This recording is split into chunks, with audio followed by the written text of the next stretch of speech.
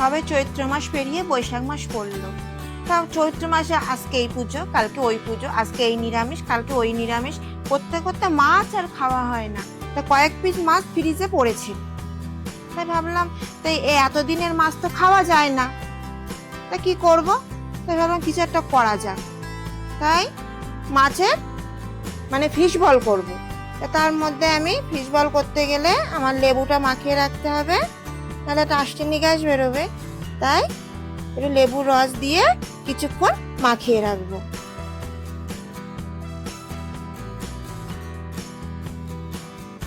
কড়াইতে অল্প একটু জল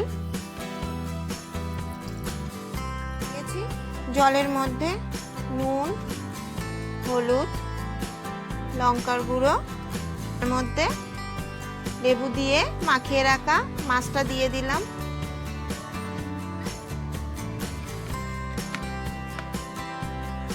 দিয়ে ভালো করে সাঁতলিয়ে নেব। মাছ সাঁতলানো হয়ে গেছে, এবার নামিয়ে নেব।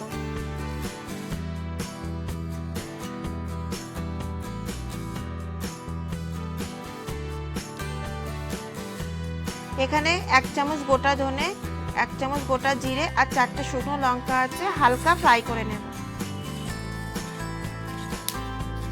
হালকা ফ্রাই করে নিয়েছি, এবার এটা গুঁড়ো করে নেব।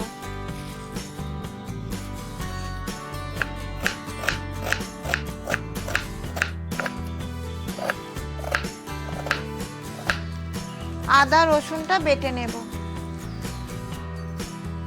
কড়াইতে কিছুটা সর্ষের তেল দিয়ে দিলাম। তেল গরম হয়ে গেছে, তেলের ভিতরে পেঁয়াজগুলো দিয়ে দিলাম।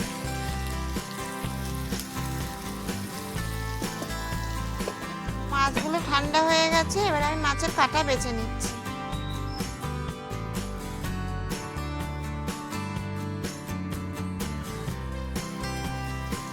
পেঁয়াজ ভাজা হয়ে গেছে, এবার এর মধ্যে আমি আদা রসুন বাটা দিয়ে দিলাম।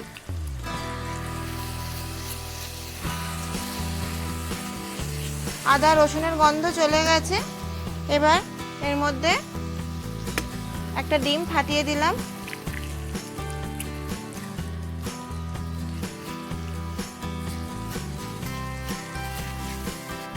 ছাড়িয়ে রাখা সিদ্ধ মাছ দিয়ে দিলাম।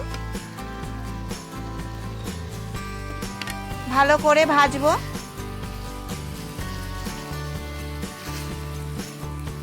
সিদ্ধ আলু ম্যাশ করে নিচ্ছি।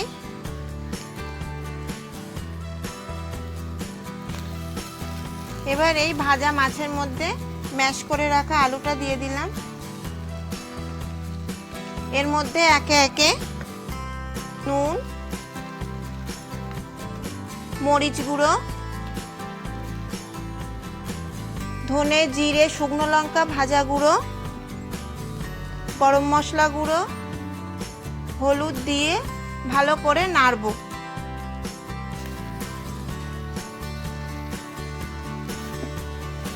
মশলা দিয়ে মাছ সুন্দর ভাজা ভাজা হয়ে গেছে, এবার এটা নামিয়ে ঠান্ডা করতে দেব।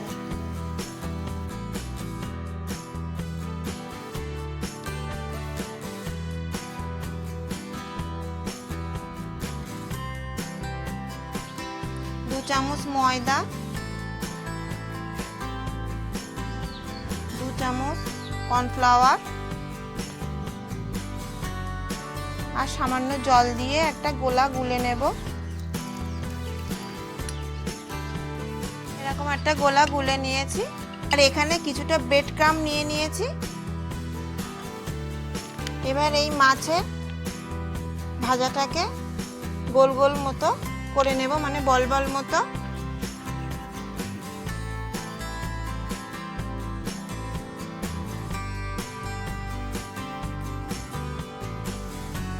এই কর্নফ্লাওয়ার গোলা জলে চুবিয়ে আবার ব্রেড ক্রাম্বে দেবো।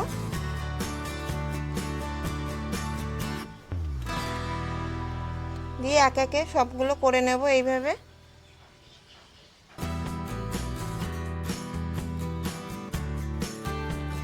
কিছুটা সাদা তেল নিয়েছি প্যানে, সাদা তেল গরম হয়ে গেছে, এর ভিতরে একে একে বলগুলো ছেড়ে দেব।